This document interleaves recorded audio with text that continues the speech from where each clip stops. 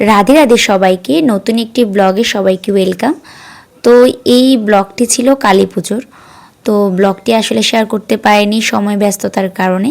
তো যাই হোক, আমি আর টুকু মিলে চলে যাচ্ছিলাম। আসলে আমি তেমন সাজগোজ করিনি, শুধুমাত্র শাড়িটা পরেই চলে যাচ্ছিলাম।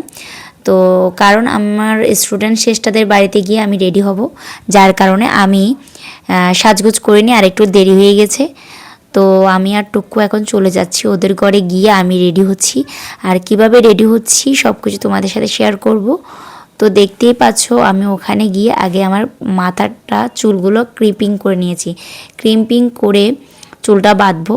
আসলে আমার ক্রিম্পিং করার ইচ্ছে ছিল না, তো ভাবছি চুলটা ছাড়া দিব, যার কারণে ক্রিম্পিং করছি।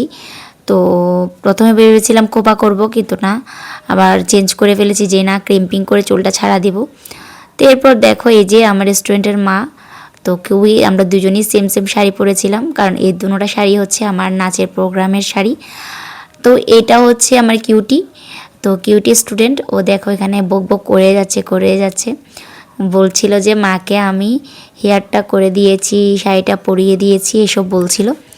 তারপর তাকেও আমি একটু আইলাইনারটা দিয়ে দিয়েছিলাম। সে কিন্তু নিজে নিজে মেকআপ করেছে। সব সময় আমি গেলে আমি একটু করে দিই, কিন্তু সে আজকে শিখে ফেলেছে, নিজে নিজেই মেকআপ করেছে সুন্দরভাবে। শুধু আইলাইনারটা পরতে পারে না, সেটা আমি দিয়ে দিয়েছিলাম। আর এদিকে আমিও সাজুগুজু করে ফেলছিলাম। তো দেখো আমার এদিকে হেয়ারটা কমপ্লিট। আর তোমরা অবশ্যই জানাবো আমার হেয়ারটা কেমন হয়েছে। আসলে আমি তেমন সাজিনি, জাস্ট সিম্পলভাবে সেজেছিলাম। তো কেমন হয়েছে সাজটা অবশ্যই কমেন্ট করে জানাবে। এদিকে আমি ফাউন্ডেশন দিয়ে নিচ্ছিলাম, ফাউন্ডেশন খুবই কম দিয়েছি।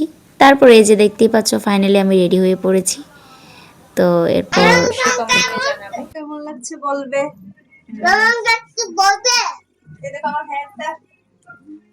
হেয়ারটা কেমন হয়েছে অবশ্যই বলবা, আর শাড়ি পরানোটা কেমন হয়েছে, কারণ আমি শাড়ি পরিয়ে দিয়েছি আর তুলিরানি আছে শাড়ি পরিয়ে দেয়। তো আজকে আমরা কই যাব সেটা বলো।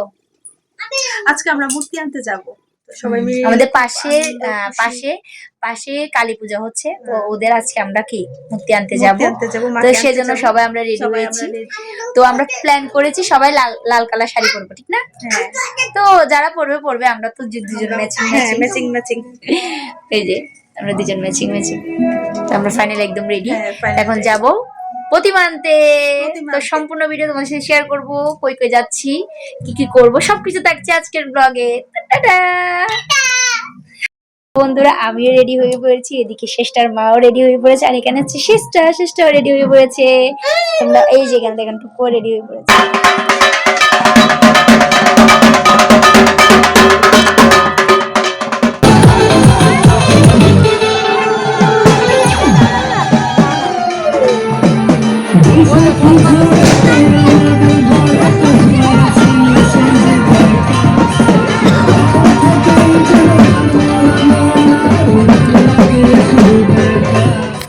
তো এদিকে আমরা সবাই মিলে চলে এসেছি মাকে নিতে। তো এখানে দেখতেই পাচ্ছ মাকে এখন বরণ করা হয়েছে। তো বরণ পর্ব শেষ করে এখন মাকে গাড়িতে ওঠানো হবে। তো এখানে আমরা সবাই দাঁড়িয়ে আছি আর মাকে প্রণাম করছিলাম। আর এদিকে দেখো মাকে সুন্দর করে বরণ করে নিয়েছে। তো বরণ করা শেষ করে আমরা চলে যাব মাকে নিয়ে বাড়িতে। আর সেদিনটা খুবই মজা হয়েছিল, মানে কি বলবো, এতটা পরিমাণ আনন্দ করেছি মাকে আনার সময়। আসলে মারা হচ্ছে এমনই যে সব সময় হাসি খুশিতেই তার সন্তানকে রাখে। তো মায়ের কাছে একটাই প্রার্থনা, সব সময় যেন তার সকল সন্তানকে ভালো রাখে, সুস্থ রাখে, আর মা যেন নিজেও ভালো থাকে, এটা অবশ্যই প্রার্থনা করি। তো এখানে মাকে বরণ করে করে আমরা এখন গাড়িতে উঠাবো। তো এখানে দেখতেই পাচ্ছ সবাই মিলে গাড়িতে ওঠাচ্ছে মাকে। তো সবাই একবার কমেন্টে বলবা জয় মা কালী। তো এখানে সবাই গাড়িতে ওঠাচ্ছে।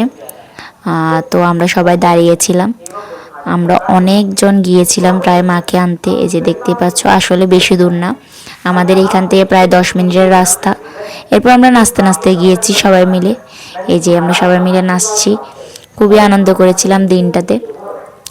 তো অবশ্যই তোমরা জানাবে আমার এই ব্লগটি কেমন হয়েছে, ভালো লাগলে অবশ্যই লাইক কমেন্ট শেয়ার করবে।